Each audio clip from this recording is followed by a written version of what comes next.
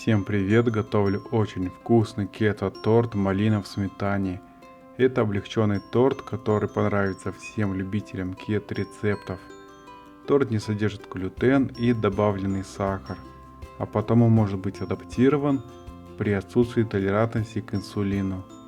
Торт малина в сметане готовится очень просто. В данном рецепте сметана не менее 25% жирности. В яйца добавляю сметану. Подсластитель пробил в блендере до состояния мелкой пудры. Всыпаю сладкую пудру и соль. Вымешиваю на высоких оборотах миксера. Всыпаю сразу всю муку и разрыхлитель. Перемешиваю миксером. Невмешанные остатки снимаю со стен чаши силиконовой лопаткой. По мере вымешивания тесто хорошо густеет. В форму для выпекания с предварительно выстеленной пекарской бумагой выкладываю все кокосовое тесто. Распределяю тесто по всей площади формы. Форму с тестом убираю в заранее разогретую до 160 градусов духовку на 40 минут. Для приготовления крема в охлажденную сметану добавляю ванильный экстракт и пробитый подсластитель. Вымешиваю на средних оборотах миксера. Невмешанные остатки снимаю со стен чаши силиконовой лопаткой. Окончательно перемешиваю миксером. Чтобы сметана не расслоилась, тара для вымешивания должна быть очень холодная. Я охладил свою стеклянную чашу в морозильной камере.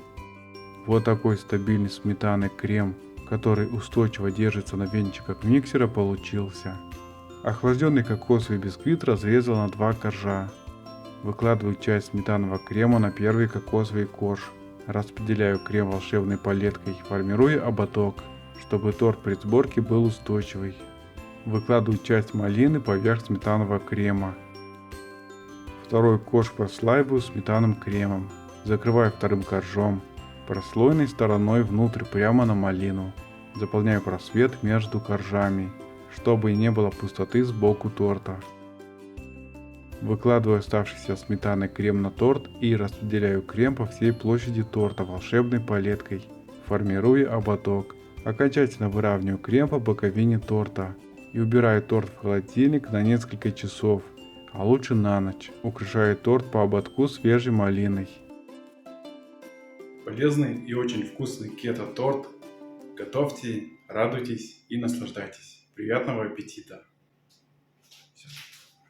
Ах ты какой! Отделался он.